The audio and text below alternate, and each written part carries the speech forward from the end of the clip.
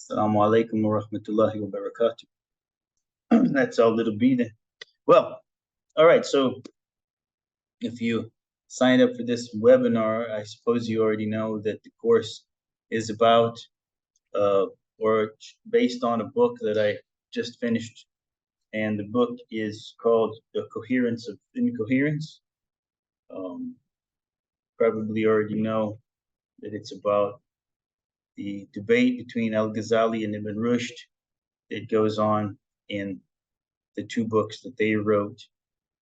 The book by Al-Ghazali was the Tahafut al-Philosopher, or Incoherence of the Philosophers, and the book by Ibn Rushd, which is titled Tahafut al-Tahafut. Okay, so and you probably know something about that already. Otherwise, you wouldn't have been interested in joining the course. I'll talk about that a little bit anyway. First, I should talk about who am I. You wonder, who is this guy? My name's Edward Omar Moad. I'm teaching philosophy at Qatar University. I've been here in Qatar University since 2008.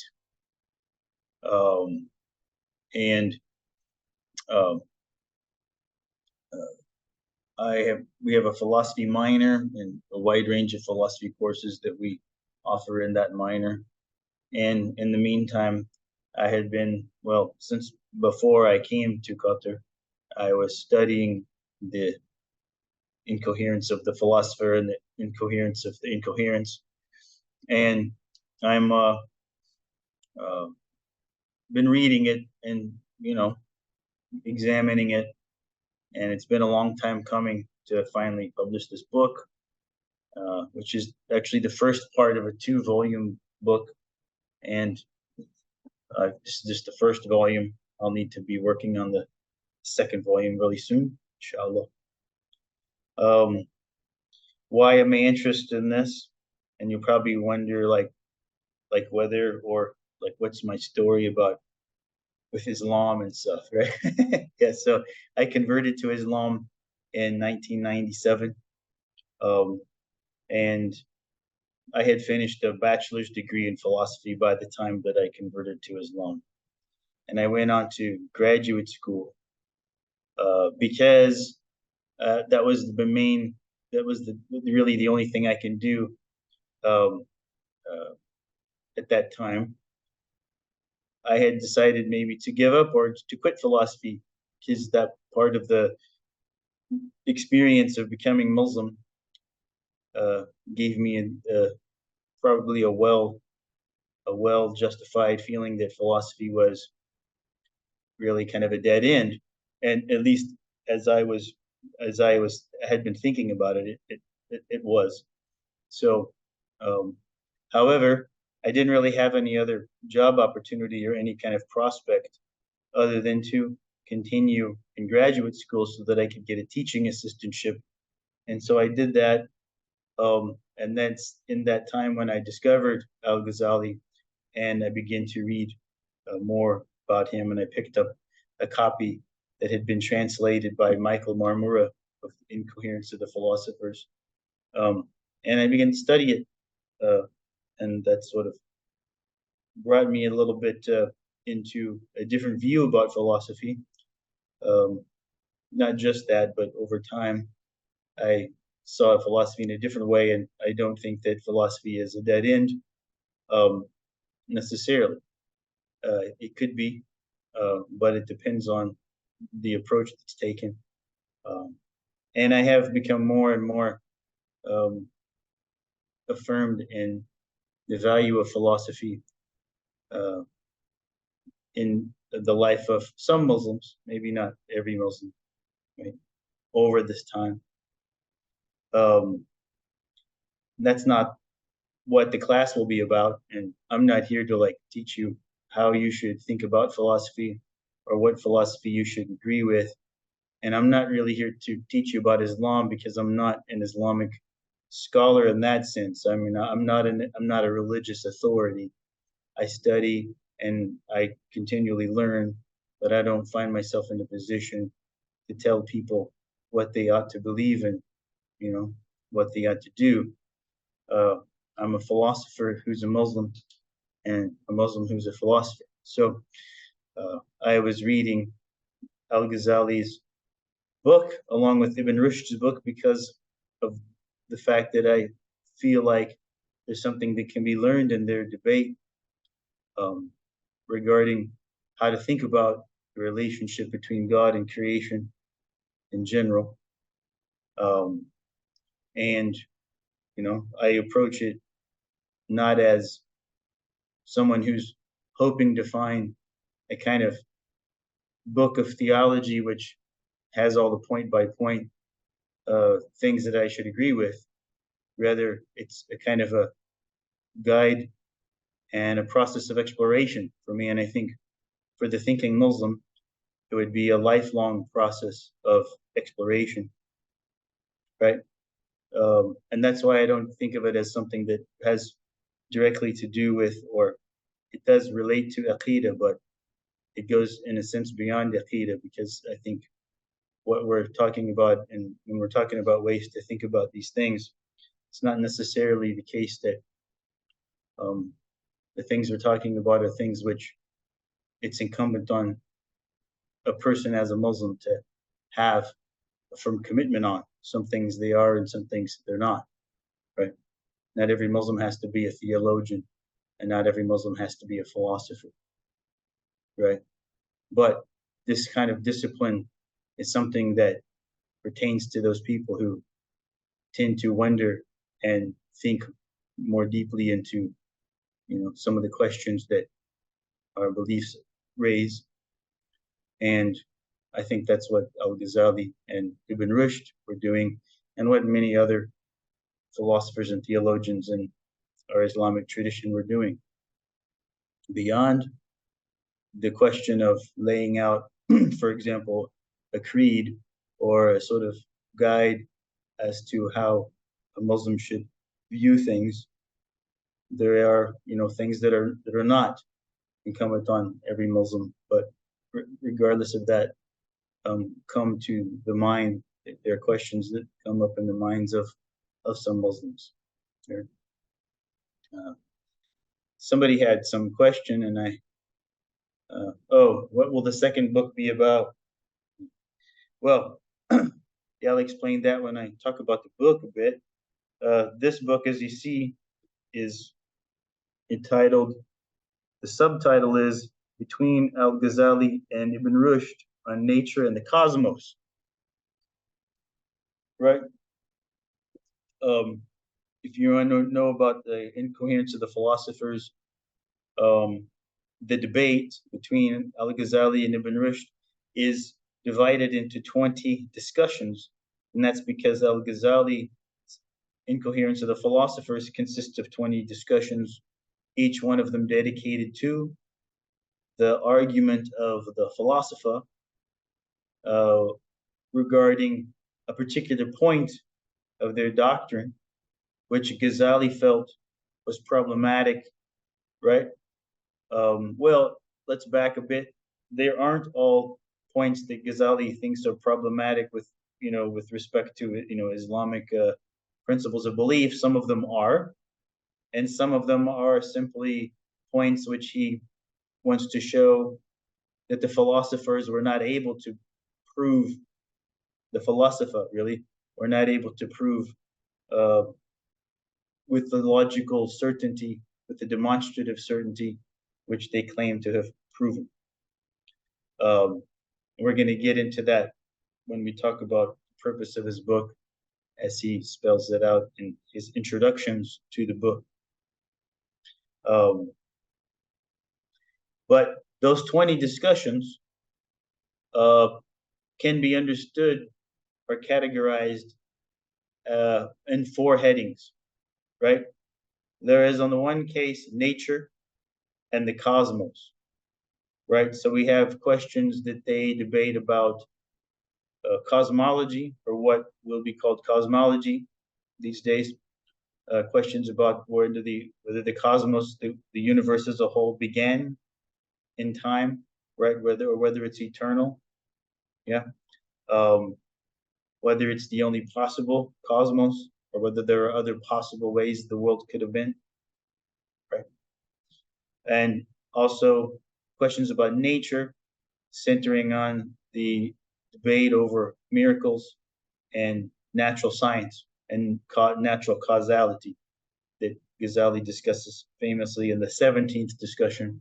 The question over, right, if God is the cause of everything, or if God can do everything, then how do we understand natural causation, or if fire burns cotton, or the idea that there's a natural law according to which fire will always burn cotton whenever cotton comes into contact with it, that kind of question, which leads to this question whether miracles are possible when we have an ordered nature, or whether the idea that miracles are possible entails that there's no order in nature and that anything is possible and everything is total chaos.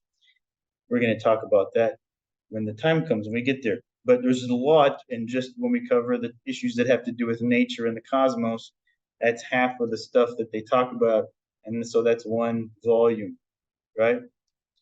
The other volume, which you're asking about, the second book, would be about those debates that pertain to the nature of the soul and also to God, right? I wouldn't say the nature of God, but we would say the relation between divine unity and the attributes, right? His attributes, the nature of divine knowledge, right? Because very sharply and very importantly, the philosopher we're talking about, we'll disclose who we're talking about there. They have some pretty radical ideas about that, right? And Ghazali debates him with regard to that. So that's the second book, and so that's not going to be that's not going to be the subject of this course. I think that's probably not an appropriate topic to have discussed in an online course, actually. But these issues that relate to nature and the cosmos are probably more appropriate and something we can discuss. So we're lucky because that's the first volume that I finished, right? Yeah. Allahu Alam if I will finish the second volume.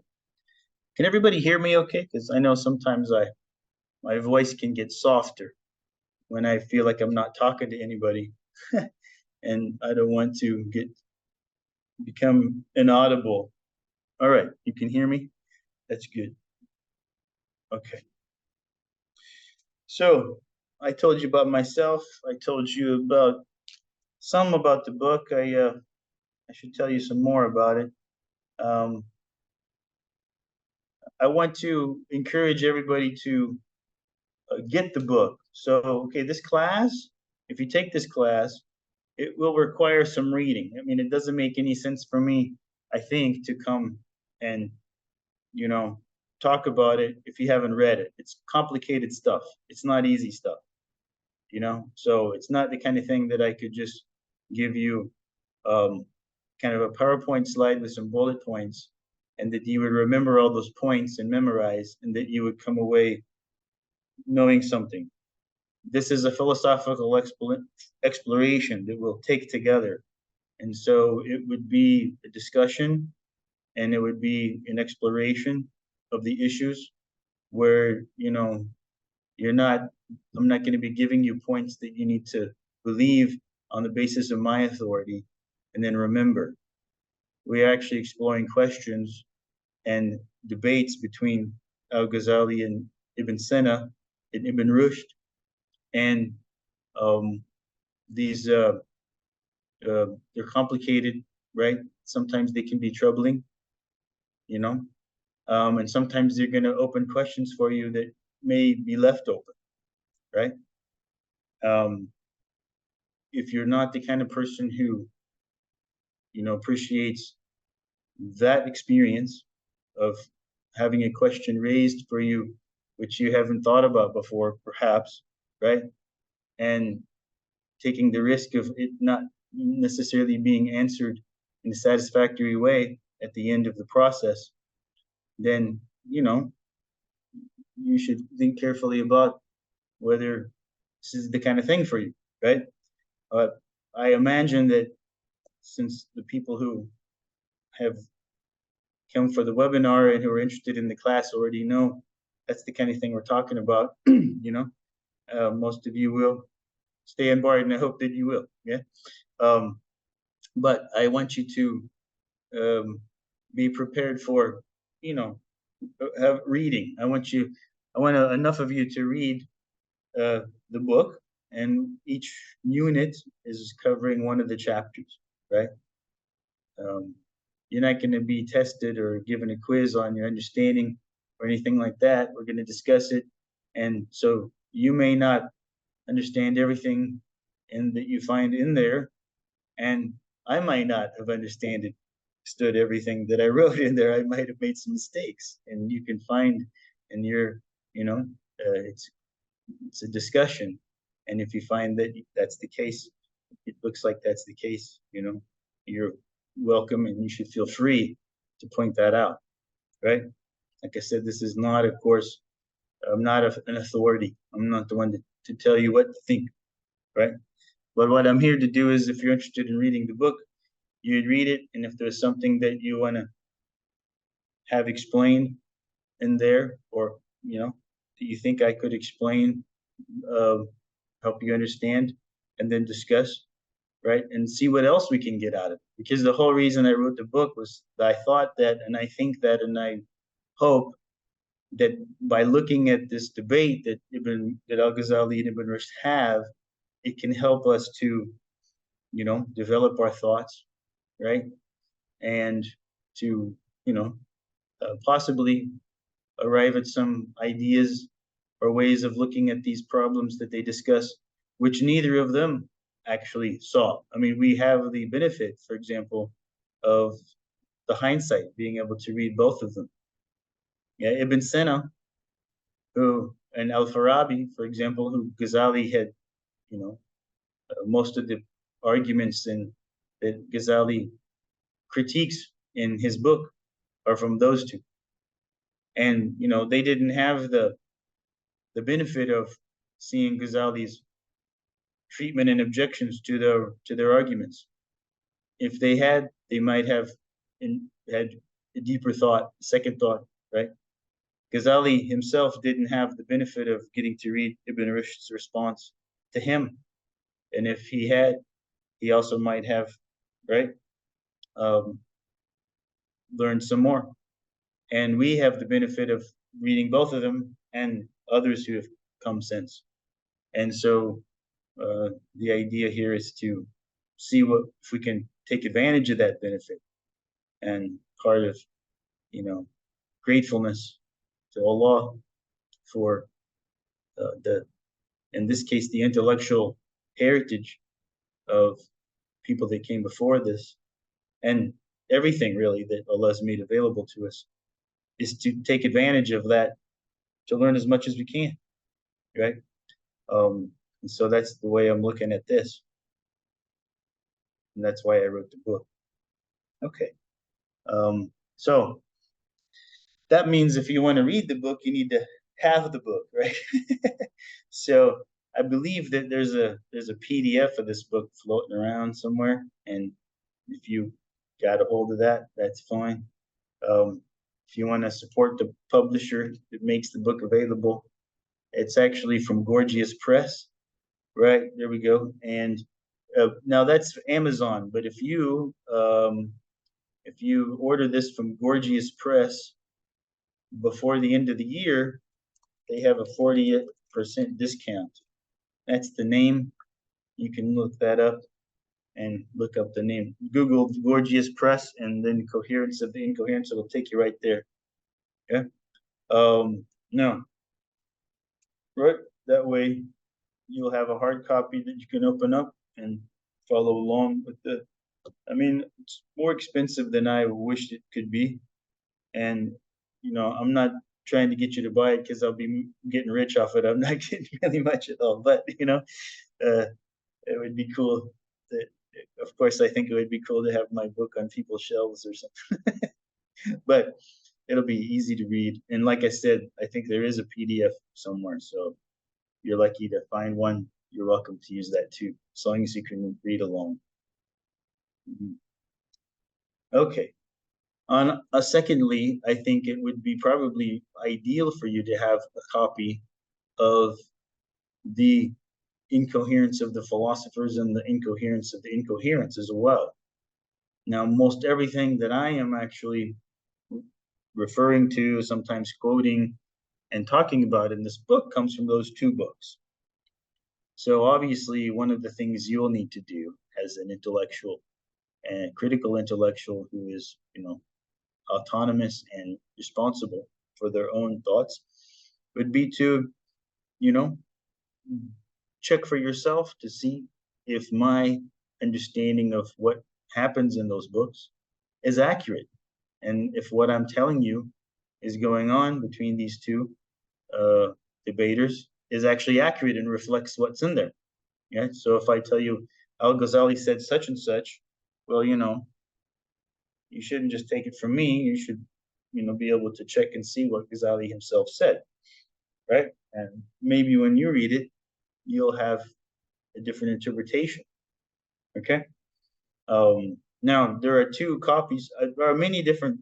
I mean, if you're reading in Arabic, I'm not able to read it in the Arabic like that. I mean, I'm slow with the Arabic. I pick out a word, but I will be using the translations. If you're using the translations, there are two translation of Incoherence of the Philosophers by Michael Marmura, which was published by Brigham Young University Press. That's good because it has Arabic on the facing page, so you can see what the Arabic is for anything that you're reading in the English translation, and you can go back and forth like that. And the other one, the Incoherence of the Incoherence, the Tahafut al-Tahafut by Ibn Rushd, has been translated by Simon Vandenberg quite some time before Marmura's translation of Ghazali's book. And it's a big orange book, and I didn't bring it with me, but I'll bring those next, when the class comes. I'll have a stack of books here. When we need it, we can open it up. Yeah. If you need one, I mean, you can get the Tahafut al-Tahafut, because actually what Ibn Rushd did is he copied out everything that Ghazali wrote, and then he responded to it. So you can basically use that one, right? His book actually contains Ghazali's book in it, along with his own critique, right? So there's that. Okay, so that's all the technical stuff you need to know, I guess, if you want to take the class. I thought I would introduce the book, and there's kind of no better way to do that than by reading from the introduction of the book myself and get a little taste of the book. Yeah, so if you don't mind, I'll just read from that a bit. Things will move along faster that way. And then I'll take some questions from you, whatever questions that you might have. Okay, and this will fill in some of the blanks for people who are kind of wondering, what is this Incoherence of the Philosophers and stuff? I'm assuming that people mostly know about it, but it may not be the case, and it's okay if you've not heard about it. You'll get some information here. Okay. Narratives of the history of Islamic philosophy usually dedicate at least a chapter to the philosophical debate recorded in Tahafut al-Philosopha, Incoherence of the Philosophers by Abu Hamid al-Ghazali, whose dates are 1053 to 1111. And the Tahafut, the Incoherence of the Incoherence, by Abu al-Wadid ibn Rushd, whose dates are 1126 to 1198. The basic story will be familiar to most readers of either the history of Islam or the history of philosophy. Ghazali, a leading Muslim theologian of his time, and a defender of a version of Sunni orthodoxy based on the Ash'ari school of theology, composed Tahafut al-Philosopha in response to what he viewed as the threat posed to Islam by Greek-influenced Muslim philosophers like Abu Nasr al-Farabi and Abu Ali ibn Sina. Ibn Rushd, himself both a jurist of Islamic law and a student of Greek philosophy, rose to its defense in his memorably titled response.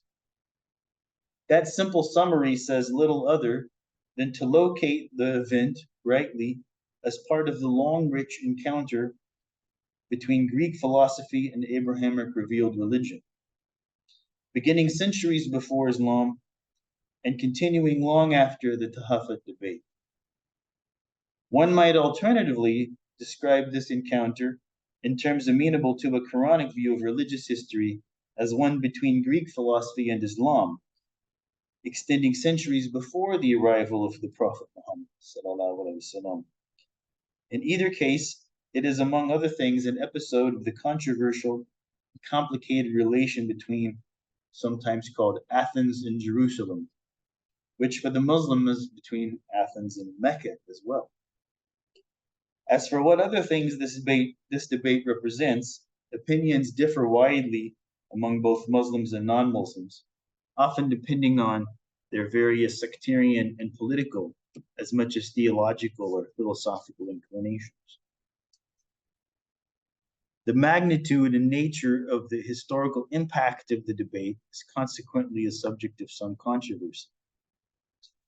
Whether it was as pivotal to the course of Muslim intellectual history, and either for good or ill, as some claim, it has played a significant role in the course of my own intellectual journey as a Muslim individual.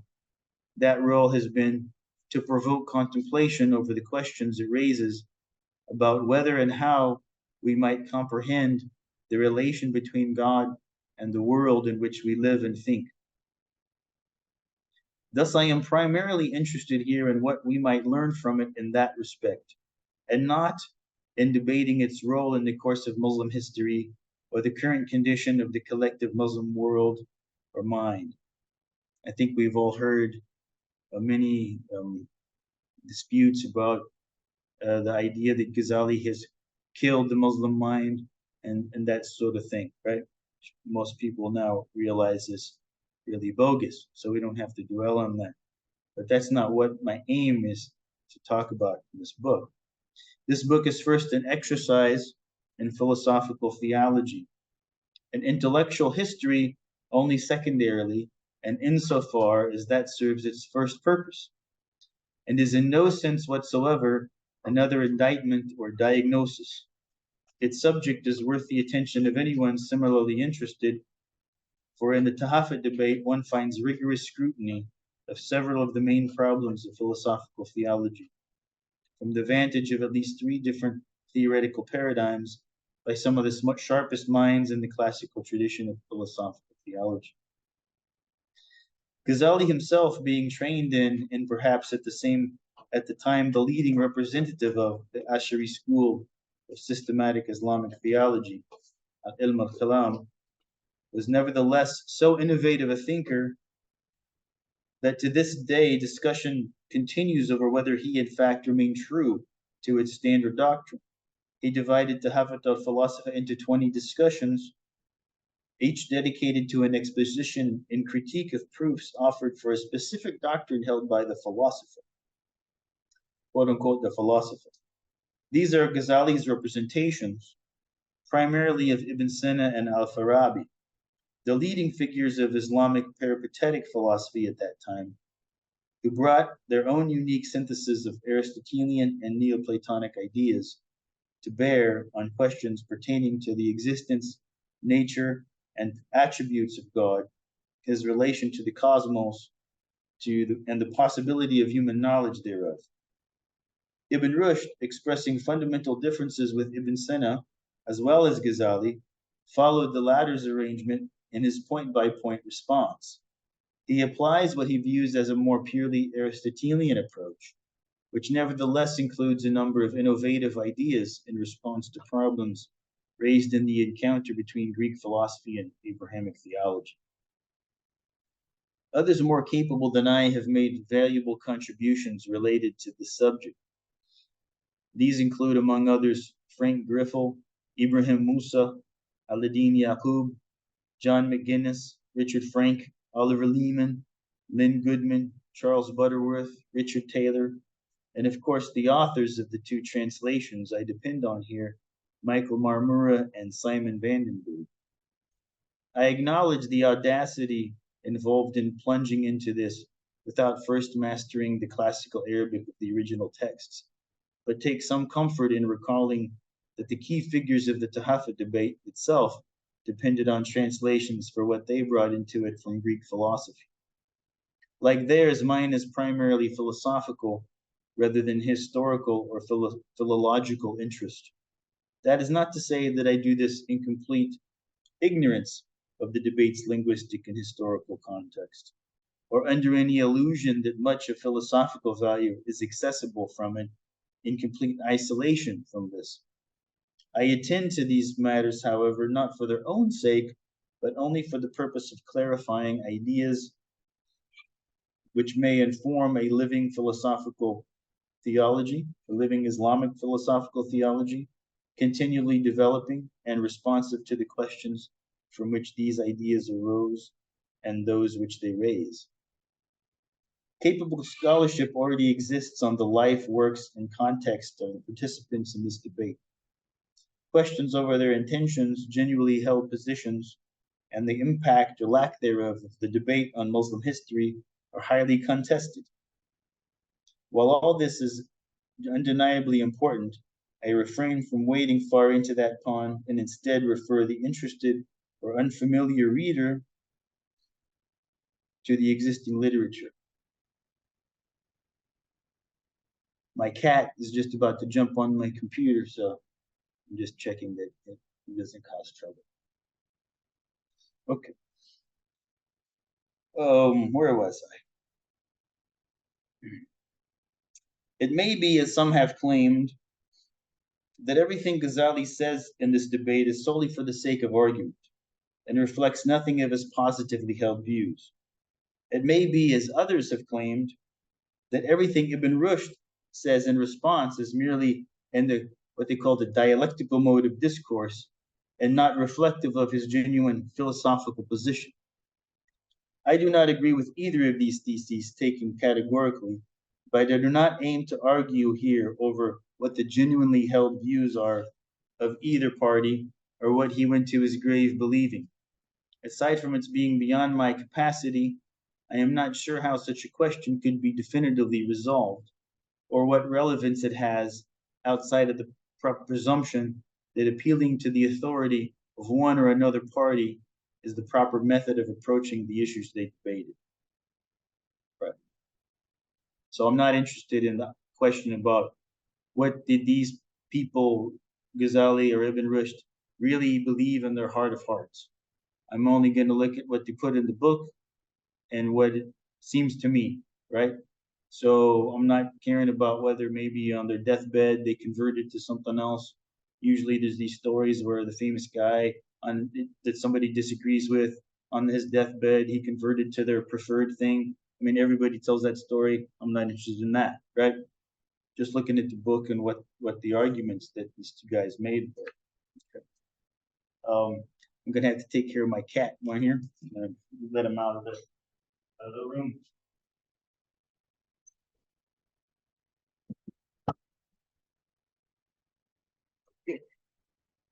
Kitty is now outside. Everybody still with me? I'm not boring you to tears yet. Just want to make sure I'm still talking to someone. Okay, looks like there's a list of names here. All right.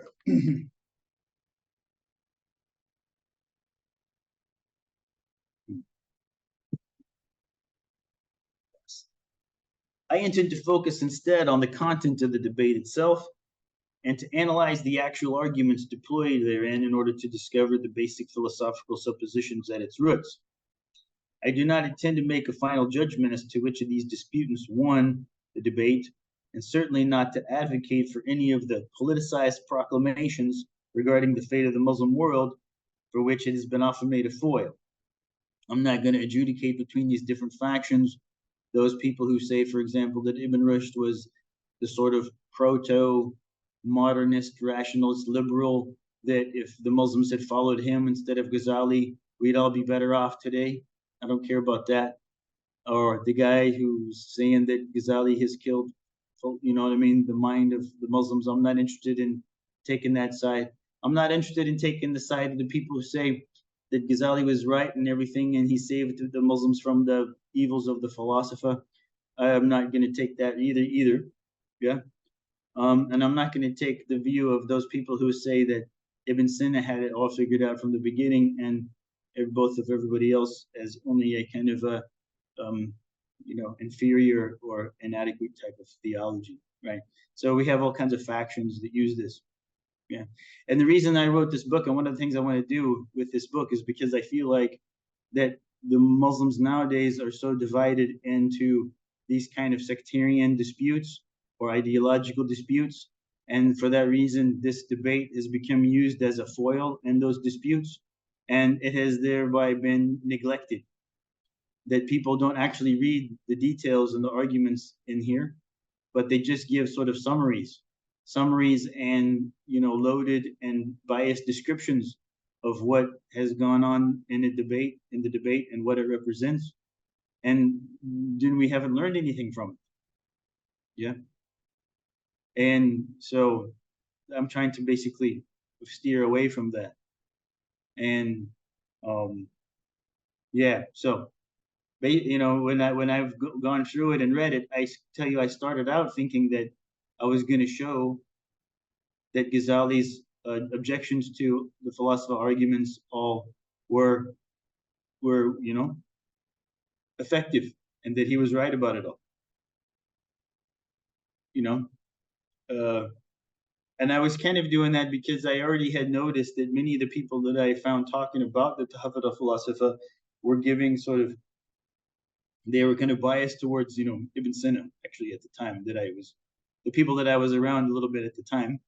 And I felt, well, when they described what Ghazali had said, and I compared it to what I had already read from what Ghazali said in here, I realized that they never read it. They didn't actually know what his argument was. They have this attitude that, he's a kind of this, simple-minded, mutakallamin, anthropomorphist or something like that, right? And didn't really read the details of his argument. So I thought, what I want to do is I want to write the book which sort of explains his arguments to the people who haven't read them and give this sort of, biased view of it, right? And I did. I read the arguments, but then I read Ibn Rushd's arguments, and to tell you the truth, Ibn Rushd, he had some points. So I didn't come away with it like, oh, Ghazali was right about everything. Actually, Ibn Rushd had some very valid points to make.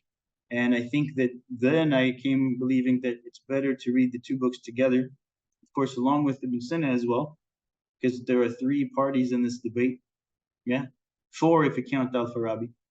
But basically, it's Ibn Sina, Ghazali, and Ibn Rushd, and each of them are bringing some very strong ideas and some very strong considerations. And we are much better prepared or able to, I think, benefit from looking at the debate if we keep all those in mind and sort of let there remain some tension, right? And some openness, rather than to assume one or another side in a kind of dogmatic way, and not consider the concerns and the issues that the others bring to the debate. So while at points I do argue that one or another side has the stronger argument, I am most attracted to this prospect, wherever possible, of arriving at productive syntheses or theoretical alternatives by working through real or transparent or apparent opposition of compelling philosophical considerations. Short of that, I want to explain as clearly as possible the conceptual roots of the conflict, hoping in the process to discover in the details of these arguments some ideas useful either for the solution of philosophical problems or simply for the expansion of the philosophical imagination. That is one reason I have chosen the subtitle Coherence of the Incoherence. The other is that, it being only a matter of time until somebody wrote a book with that title, why not me? So I fully expect and I sincerely hope that somebody else will write a book or at least a review entitled The Incoherence of the Coherence of the Incoherence. If each book should have just one thesis, then mine here would be that the Tahafut debate is a genuinely philosophical and philosophically interesting event, and it is not reducible, as many have construed, to simple conflict between religion and philosophy, sharply differentiated, or even, as some have claimed, a devastating attack on reason in Islam. These portrayals overlook the sophistication and depth of the contributions of its participants, contributions which I seek to expose and appreciate, as well as the Muslim philosophical tradition as a whole. One can support such a thesis only by exhibiting the philosophical dynamic operative in the debate, which I will do throughout the 12 chapters of this volume. In the process, I wish to reinforce the correction currently being made to the Orientalist habit of equating philosophy and philosophers in the Muslim context with falsafa and falasifa. These two are different. The effect of the habit of thinking that falsafa is the same as philosophy is to suppose that while a European, the likes of a Kierkegaard or Nietzsche, who denied the truth, the existence of truth, really, the possibility of knowledge altogether, can be a philosopher, so that even the disavowal doesn't absolve you of being one. Even the anti-philosophers in the European tradition get to be called philosophers. But a non-European Muslim of the pre-modern period has to show due allegiance to Aristotle to deserve such a branding as philosopher. So obviously philosophy has a completely different connotation from falsafa, which refers to a specific school of thought. Falsafa and philosopha in the Islamic context or in the Islamic tradition are, referred to Aristotelian and Neoplatonic oriented thinkers, right, who draw largely from them. We know Al-Farabi, Ibn Sina, right, and Ibn Rushd, right, maybe. Okay, so if we think that the only kind of Islamic philosophy is the falsafa, it's like saying in order to be a philosopher, if you're a Muslim, you have to follow Aristotle. But you know what I mean? If you're a European, you could actually be a religious fundamentalist like Kierkegaard, or a complete denial of the concept of truth altogether like Nietzsche, right? And still be considered a philosopher. This doesn't seem to me to be fair, right? The effect of that, yeah, given that philosophy is typically considered, and for good reason, to be the mode of thinking by which one approaches intellectual autonomy, the implications of this Orientalist presumption is to a priori exclude Muslims from that possibility. It's basically denying a priori that Muslims could be free thinkers, that the best that you could do is just taqlid to Aristotle, right? For that reason, I will be using the terms philosophy and philosophers differently from falsafa and philosopher. We will use the latter specifically to refer to the school of Farabi and Ibn Sina. That, as we will find, is how Ghazali used the terms. I by no means intend to imply that they were not genuine philosophers, somehow lacking in intellectual autonomy under the influence of Greek ideas. That is far from the case. I simply intend to avoid a discursive trap similar to what would occur if we were to use the term rationalist synonymously with philosopher, and then try to discuss the philosophical merits of the arguments of the early modern British empiricists. Falsafa is a school of philosophy and not philosophy as such. While the 20 discussions of the Tahafut debate are entangled in a delicious web of metaphysical and epistemological problems, they can nevertheless be usefully, though roughly, classified according to whether they pertain to nature and the cosmos on one hand, or to God and the soul on the other. This is what I was just discussing earlier. With an abundance of argumentative material to analyze and from three different philosophical perspectives, the task proved too large for one book, and I have thus divided it into two parts, corresponding respectively to these two categories of problems. The subject matter of this book, therefore, is the coherence of the incoherence between Ghazali and Ibn Rushd over nature and the cosmos. Its sequel, inshallah, will address the coherence of the incoherence between them over God and the soul. And it's proved to be a much more difficult topic than the topics covered by this book. Okay, I think I've bored you enough with the reading, but it was the best way to give you an idea of what to expect with the book that we're going to discuss in the course of this class. And now, I will leave it for you to, if you have any questions. And how will we do this? I suppose you can ask the questions in the chat box, but I can't seem to open the chat box. Anyway, looks like there's a little icon here for Q&A. That's where there would be questions. Okay, here's somebody did ask a question on this. What is the best critical editions of the Arabic texts of Ghazali and Ibn Rushd? Well, I'm not really myself, qualified to have an independent opinion about what those are because my Arabic isn't good enough. Yeah. I have one that was the one that's been recommended by the scholars that I took the recommendation. I don't have an independent judgment on that. So I can't even remember which one it is, but I can bring that and tell you. Mm-hmm.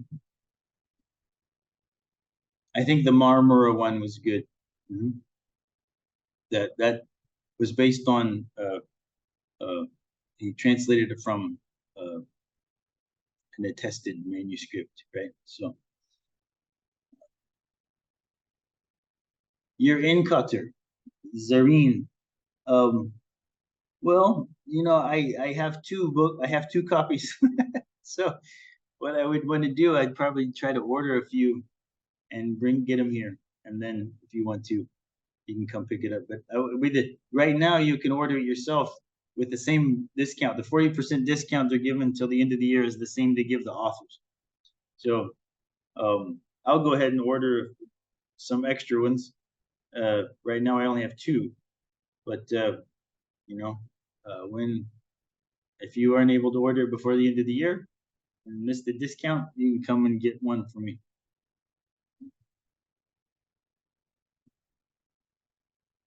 Oh, Al-Walid As-Sagaf. You're in Singapore? I had a lot of friends in Singapore from this Al-Sagaf family.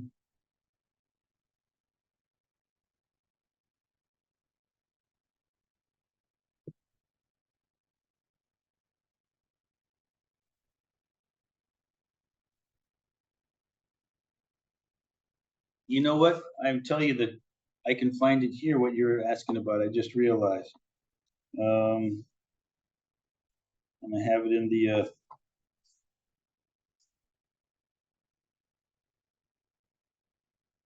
so the critical edition that I'm using of the Ibn Rushd, I'll write it here. It's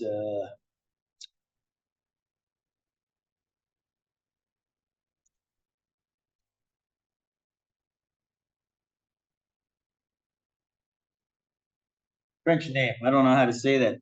Bouyges? I don't know. But that's the guy. Maurice. I can say that one.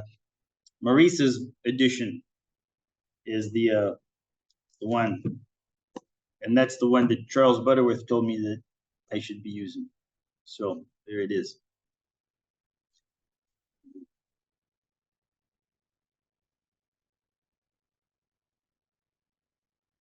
So I know a study of or a paper which solidly defends the thesis that Islamic philosophy is not just falsafa. No, I don't know where you could find a single paper that could defend such a thesis. I think that such a thesis has to be defended by a kind of a range of, a sample, right, of the kind of intellectual activity that went on in the Muslim tradition. And then a conception of philosophy, right, which would be deployed to show that these activities were philosophical, right? So that's how it would have to be done. And this, Peter Adamson is the one that I mentioned who I think has done that, used the term in those different ways. So there, his book was called The Very Short Introduction to Philosophy in the Islamic World, or something like that, right? And that's what he does. He looks at a range of thinkers, and then it's just by sample, right? You can talk about what they thought about, what they wrote about, and you can see that it was philosophical, even though it wasn't falsafa. Yeah. And I think that a person could be unphilosophical about falsafa, right? If you were uncritically sort of in abeyance to Aristotle, without understanding his arguments and without being able to critically evaluate his arguments for yourself, then you would be unphilosophical, even though the doctrine you believe in might be what is called falsafa. Yeah. But all this comes down to a conception about what philosophy is, right? And what a person thinks philosophy is. When you open up an introduction to philosophy text, it'll start out, many of them will start out with this, this question: what is philosophy? And it's never really, it's not like there's this universal and definite definition of philosophy. Yeah. Mm-hmm.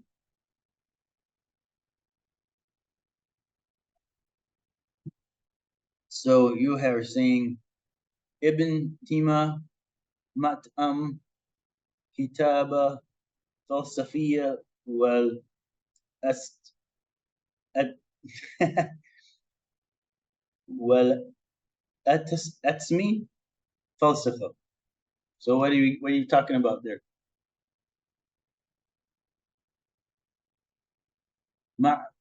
Mu'azzam Ibn Taymatu Mu'azzam.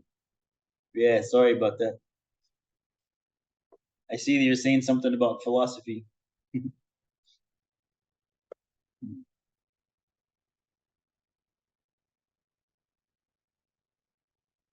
Yeah, so how should you construct this conception of philosophy? Well, I think the first thing that we should do is consider the fact that, no, I don't think so. I would rather go backwards. Yeah, it seems to me like, since we're talking about philosophy, and we're using this Greek word philosophy, right? So, this is a Greek word. What did it mean? It means love of wisdom. And the philosopher is the lover of wisdom, right? The Arabic word falsafa and philosopher is just a word that sounds like that, right? Yeah. What would it be in Arabic, right? Al-hub al-hikmah, love of wisdom, right? It would be translated differently if you were to translate it by a way of its meaning, right? And so to find out what philosophy is, I think we should go backwards, not forward to contemporary philosophy, but we would see, right, what philosophy meant to Socrates and to Plato and to Aristotle and to the pre-Socratic philosophers, right? But really, it's going to be with Socrates, because that's where we get the distinction between the philosophy and sophistry, right? And the philosopher and the sophist. So I take ancient Greek philosophy seriously as a kind of a root origin and concept of philosophy, which actually does get to a universal thing and a universal activity. I don't believe that the ancient Greeks were the first philosophers. But we are using term philosopher, which comes from Greek, and so it's sort of their expression for that activity and the word that they use to describe this activity. If you were to look in the ancient Indian texts like the Upanishads or the Tao Te Ching, you know Confucius, go other places in the world, at the same ancient time and even before ancient Greek philosophy, and you'll find the same activity, right, which is concerned with the same kinds of ultimate questions and topics, right? And that's why we actually categorize those as philosophy. We talk about Indian philosophy, we talk about Chinese philosophy, right? So Ibn Taymiyyah's writings, well, he did not call it falsafa, but in as much as they're philosophical, then they are philosophy. Yes, well, I would consider Ibn Taymiyyah philosophy. I would consider him not to be falsafa, right? Because he didn't agree with the doctrine of the falsafa. But when he read them and he considered it philosophically and he gave his own, response and objection and what considered to be a refutation of them, a lot of times in a philosophical way. I wouldn't say always in a philosophical way. I think that philosophy is something that we should then take as a kind of a normative and an aspirational sense. Sometimes people are doing philosophy or talking about philosophy unphilosophically, right? And I think one of the core requirements of being philosophical is honesty with others and with yourself, right? And it's that which distinguishes that pursuit from what we would consider a polemic or a dialectical or a kind of an ideological, propaganda, right? Now, that doesn't mean that there's not a place for propaganda. And I think this is something which I actually do learn from Al-Farabi. I think Al-Farabi is a valuable thinker. But we actually do need to distinguish the activity of, ascertaining the truth about things with the activity of defending what we take to be the truth about things, right? So there are different pursuits. And, propaganda can be in the service of falsehood as well as truth, right? So its value is conditional. But the pursuit of truth can only be in the service of truth. So its value isn't conditional in that way, right? Like the term da'wah. There's Islamic da'wah, but there's Christian da'wah. We can talk about Zionist da'wah. We can talk about Nazi da'wah. We can talk about Satanist da'wah. It's all a kind of an invitation, a kind of a propaganda, a kind of an argument. It's designed to persuade you to join the club, their club, whichever club it is. It is da'wah, whichever club it is. Satan has a da'wah too, right? You know what I mean? But the pursuit of truth is, by definition, for the truth. Yeah. So if you're a lover of wisdom, then you love wisdom. And if it's something else, you're a sophist, right? And if we look at it that way, maybe most of what sort of is called philosophy is actually sophistry. But the concept as it was, expressed and laid out by, in the beginning, when the term was first used, yeah, by Socrates and, that gang of guys, was, exactly that. It was distinguished from sophistry in that sense, which we would call it ikhlas, right? The sincerity in the pursuit of truth. If you are interested in the truth and you're a lover of wisdom and not a lover of being seen as wise, right? There's a big difference between a person who loves wisdom and the person who has pretenses to being wise. Yeah.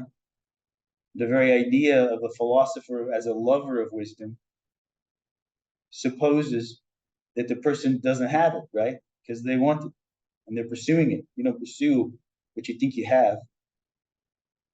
Yeah. And you only start engaging in propaganda, right? When you think you have something, either the truth or something which it's important for others to agree with you about for some reason, or something important for others to, for you to get them to think. Yeah.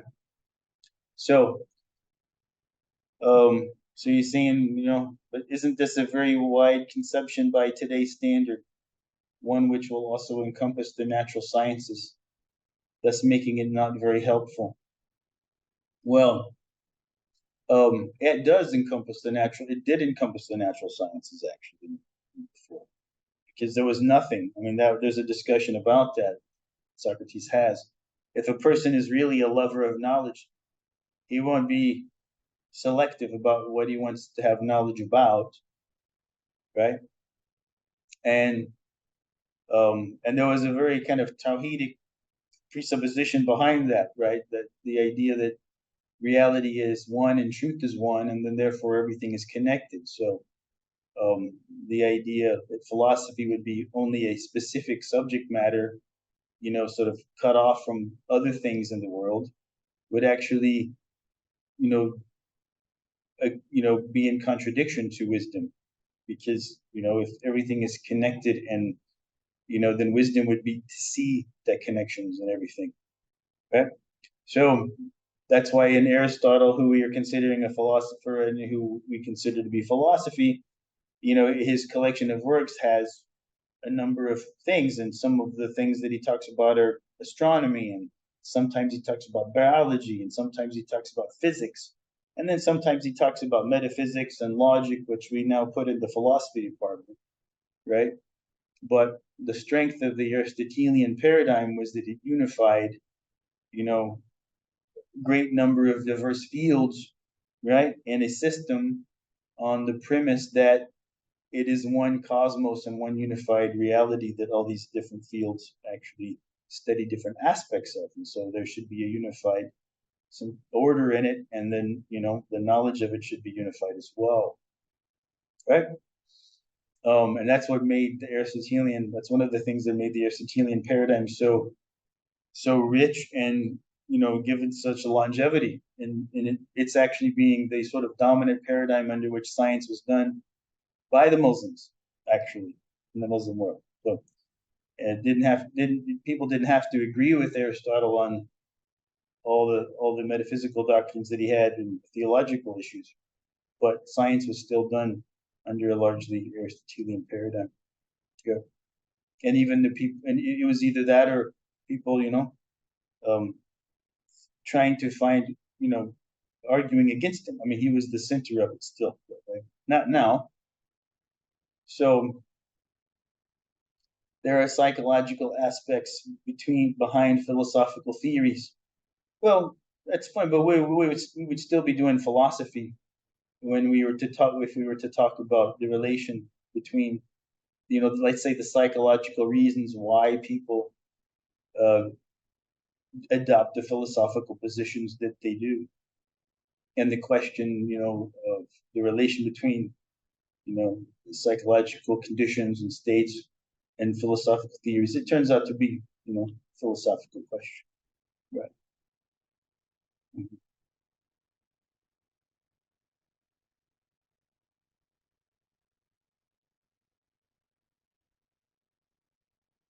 And that's my opinion. Yeah, I'm not saying that's the truth from God or something. Yeah, if it's the truth, then it is from God, because all the truth is from God, right? But it's not because I said so. if it is true. Any more questions then? Did I miss something up here?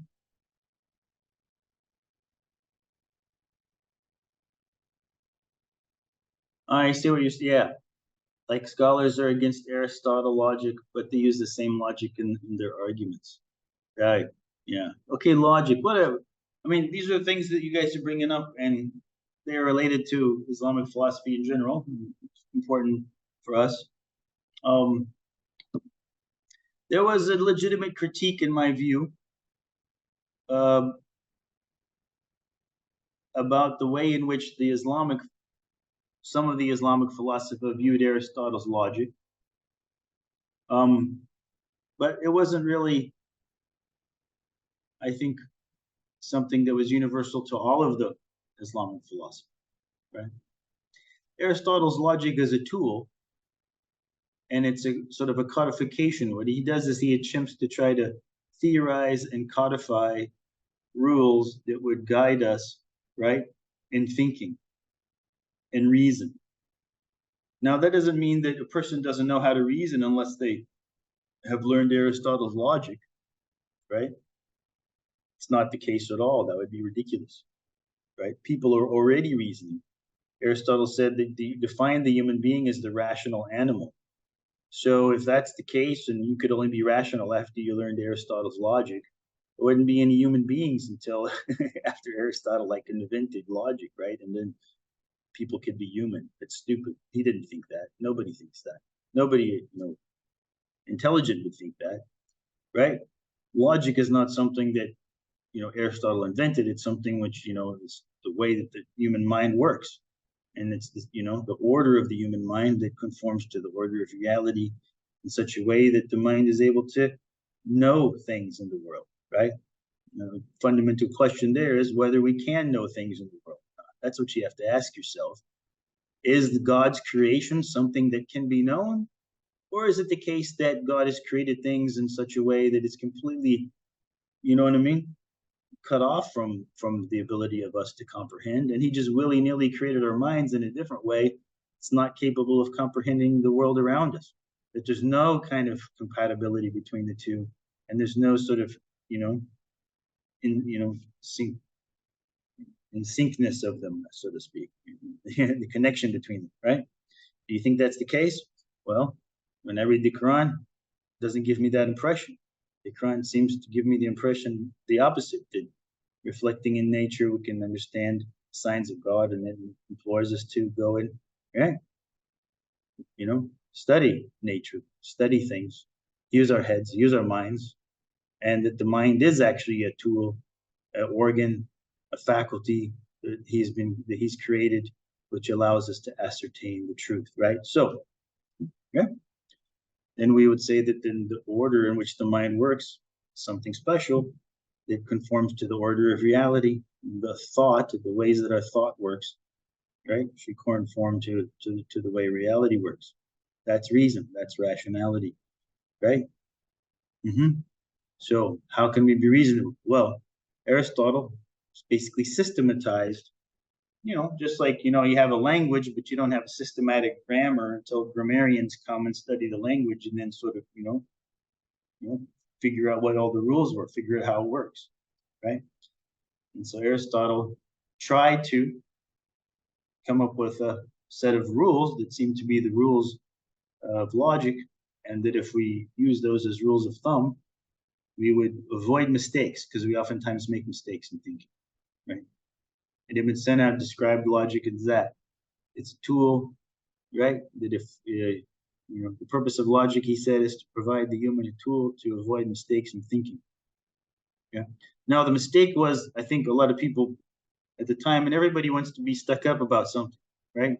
Everybody going to learn something, and they're going to think that the special thing they learned is like more special than everything else and makes them better than other people. That's the nature of the human nefs. We want to be better than other people. So people tended to, learn Aristotle's logic, and it was in a different foreign language, Greek instead of Arabic. So you can naturally imagine that they become kind of stuck up and think they're a little bit more sophisticated than the average person.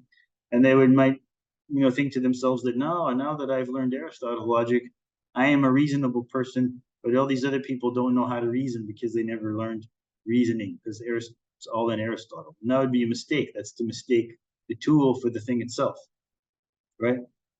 They may be really stupid people who know something about Aristotle's logic, and there's other people whose minds are much stronger, maybe because they're not arrogant, and Allah has given them a sharper mind because of that, even though they've never read Aristotle, right? And their reasoning and their powers of reasoning are stronger. Yeah. That doesn't mean that Aristotle's logic is a problem. Now, it's definitely the case that Aristotle's logic is not complete. If someone were to think, well, if you have a thought and your line of thinking or your chain of reasoning can't be sort of construed in terms of one of the forms of reasoning that Aristotle had put in his book, then it must not be reasoning at all. Well, that's a mistake, right? And, Aristotle's logic was expanded on, and we have, advances in logic since Aristotle. That's not itself a kind of a sort of knockout critique of Aristotle's logic, unless it's the case that he also claimed, I figured it all out. Nobody else can learn anything beyond me. Aristotle didn't do that. Philosophers and intelligent people don't tend to do that. You know what I mean? Yeah. Now, religious preachers, they tend to do that. You see what I mean? So there's a sense in which, sometimes religious preachers, and I don't mean like religious people, religion is a great thing. You know what I mean? But, and it's a different kind of thing, obviously. We don't consider that, revelation is something we're going to advance on, because that's something that's given by God, right? Yeah. That's something that's given by God, right? That's not like science or philosophy, right? However, there are studies in interpreting religion, interpreting Quran, interpreting the Sunnah, right? And people go and there's fiqh, yeah, and that's an ongoing project that people shared and they collaborated. Now, if one person, and this is where it tends to happen, somebody would think, well, so and so has all the answers, and anything that's not found in there must be wrong, because he must have, religious preachers tend to do that. And then when they sometimes view philosophers, they'll assume that philosophers must have done that too. Oh, Aristotle, he must have thought that he had everything figured out. Why does the person think that Aristotle must have thought that? Well, because they think that's what they do. They try to claim that they have everything figured out. So when they find someone that, seems to be kind of smarter than them, they get kind of, challenged, right? Defensive, right? But not everybody's playing that game, you know what I mean? Of trying to be the one who knows all the truth and that everybody should obey, right? Mm-hmm. So I think it's how we should think about, about these things. Okay? Now, what Ibn Taymiyyah, I think, was rightfully, and other people, and Ghazali himself, when he talks about it, was rightfully objecting to as well, were these people who, read some philosophy, and for that reason quickly started to think they were smarter than everybody else, right? And they overestimated what the philosopher actually were capable of delivering. And they overestimated even what the philosopher claimed. At least they overestimated what Aristotle claimed to deliver. Yep. And and he wanted to show that's the case. So that's what we're gonna start talking about when we actually begin the class. Now, I want to be careful not to just keep rambling on. Somebody asks me a question and it will lead me to some rambling and you may get bored. Looks like some people left. So I think I might leave it there unless you have another question. Anybody has a different question? I'll answer that question. Otherwise, maybe the time is up. I don't know if we're supposed to have a time limit for this. It's been an hour and a half, almost an hour and a half. Looks like there's a question. Oh, I see. There's this question here. how should one best prepare for this course? If they have done only ilm kalam, but not Islamic philosophy, nor have they done the larger works like Mawaqif, etc. Well, I think if you are familiar with ilm kalam, then you will probably be all right. The beginning, once the first two chapters of this, there's a chapter on introduction, and I think that if you're familiar with ilm kalam, you might find some things in that introductions chapter that you might want to correct me on, because you might know better than me about that, and that's great if you do. There might be a lot of stuff in here, better than me. It could be everything, yeah. But that particularly might be something. But then I have a chapter after that. The first chapter after that is called Basic Cosmological Concepts, and I think that if you are studying closely that one, you will be prepared for the Islamic philosophy. I basically tried to write this book in such a way that the kind of Islamic philosophy concepts that you need to understand in order to know what's going on, I try to clarify that and take care of that in the beginning, right? And I try to explain everything as we go. So, yeah, I think it'll be all right. Okay, looks like we can leave then. And I hope you don't regret coming. And I hope you enjoy the course. And that's it. Thank you very much. Assalamu alaikum wa rahmatullahi wa barakatuh. Thank you for your patience and for your attendance. And I hope that you get something out of it.